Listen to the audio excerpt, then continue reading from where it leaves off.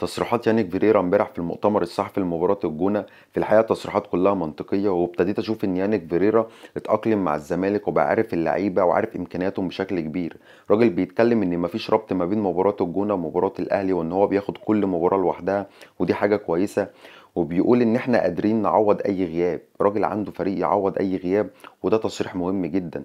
الزمالك عنده غياب الونش وغياب محمود بنتايج وغياب خوان الفينا، زائد ان هو بيفكر يريح حسام عبد المجيد عشان ما ياخدش انذار تالت ويبعد عن ماتش الاهلي. فان انت تبقى واثق في لعيبتك وتقول تصريح زي ده، دي حاجه كويسه، حاجه بتفكرنا بجوزيه جوميز اللي ان شاء الله يانيك فيريرا يمشي على نفس الخطه بتاعه.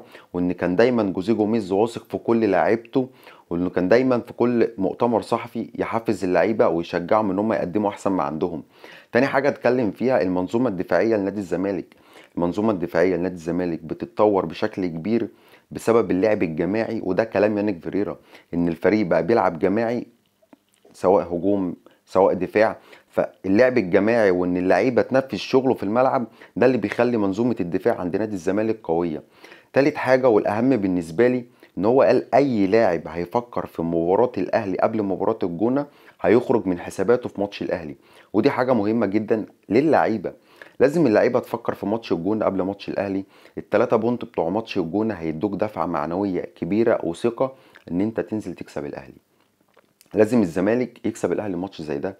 انا الماتش ده عندي اهم من كل ماتشات الدوري اللي جايه، ان انت تكسب الاهلي وتبعد الفرق ما بينك وما بينه، وخصوصا ماتش الدور الاولاني وفي عز حالتك ما انت مستقر واول الدوري والاهلي بيقابل تخبطات. فماتش مهم جدا ان الزمالك ينزل يكسبه.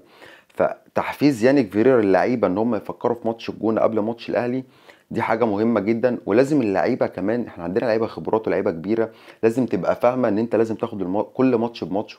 ما ينفعش اللعيبه تفكر في ماتش الاهلي.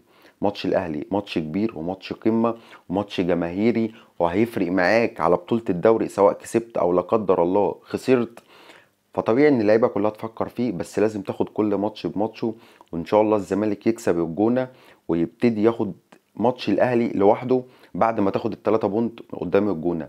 واخر حاجه والاهم اللي هو اتكلم فيها، دعم جمهور الزمالك دايما، وان هو جمهور الزمالك بيبسطه، وانه بيتبسط لما بيلاقي الجمهور في المدرجات بيشجع اللعيبه 90 دقيقه. وبيقول لجمهور الزمالك استمروا، وانتوا الداعم الاول للفريق، واللعيبه دايما عايزه تفرح، وان الجهاز الفني باللعيبه بيشتغلوا الفريق كامل ان هو عايز يبسط الجمهور. وان شاء الله بطولة الدوري يحققوها عشان خاطر يبسطوا الجمهور. فتصريحات يانيك فيريرا جميلة جدا ومنطقية، وابتديت اشوف ان يانيك فيريرا ماشي على خطى جوزيه جوميز.